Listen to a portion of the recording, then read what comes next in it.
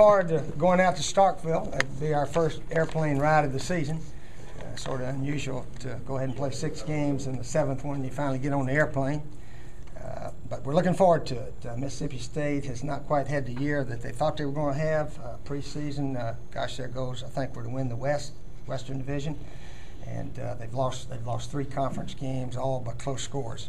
But they're a very good team. They're tough at home, and we've got to really go out there and play well. We're actually, I think, pretty healthy. I think Melvin Ingram will be back full speed, and we should be pretty healthy for this game. Seems like last few years, just the West Division has dominated the East Division and all teams in the East. Talk about the challenge of going out there, playing in a hostile environment in Starkville, and just how important it is to come out with a win on the road. Well, it's important to come out with a win if we hope to win the Eastern Division, which that's our first goal, certainly, is to win it. And Georgia has the same goal, and Georgia's beaten everybody since we've been fortunate enough to beat them. So we all know it's going to be nip and tuck, and we've got to keep winning if we're going to win the Eastern Division, certainly. I know that maybe it's not a great barometer because it's Kentucky, but certainly you have to see some positive signs coming out of that game with your offense, and Alshon and Connor just playing real well.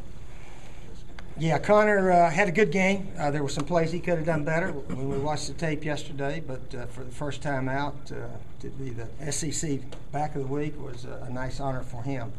But he had a lot of good guys around him. Alshon caught everything, and we need to throw even better than we did last week. So we'll work on it and hopefully put together a good run pass package. Balance is what we all shoot for. And we did have better balance last week. Talking about that, I guess Dan Mullen's calling you guys a running team even after this past week. Well, we are. We are a running team. Most of our yards, and we've run more than we've passed, which is probably unusual nowadays in college football. But we did get some big yards thrown last week. Of course, Bruce Ellington had that big run that certainly helped our rushing stats. But we need balance. There's no question. We need to throw successfully a lot better than we had been doing. But when you look at the SEC statistics, gosh, one good offensive game, I think we climbed up to 3rd in total offense, which means that there's a lot of SEC teams struggling offensively. And probably that's because we play against some really tough defenses in our conference. Can you give us your thoughts on the cowbell there at Starkville? Well, they allow their fans to ring the cowbell. They say they don't ring it while the quarterback's at the line of scrimmage and so forth. The referee is, I think, permitted to stop play if he feels like artificial noise is taking place. Most teams don't worry about it. You know, when there's real loud noise, it doesn't matter how it is. You can't hear anything. You just got to watch the quarterback's foot, watch the quarterback and center snap the ball, and go from there. So we won't make a big deal out of the cowbells. Will Connor C. will play the entire game? Well, he's scheduled to play the entire game. He's our quarterback, and hopefully he stays healthy.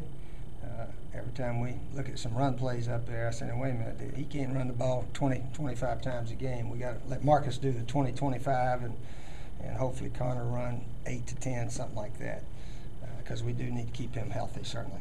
You mentioned defense before, not in front of us, I guess. Can you talk about their improvement? Our defense is playing very well.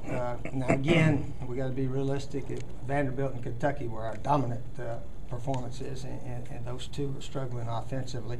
But still, it was very encouraging. And like I told our guys Monday, it was encouraging that even after we had a pretty good lead, we put our backup guys in there. They stuffed Kentucky also.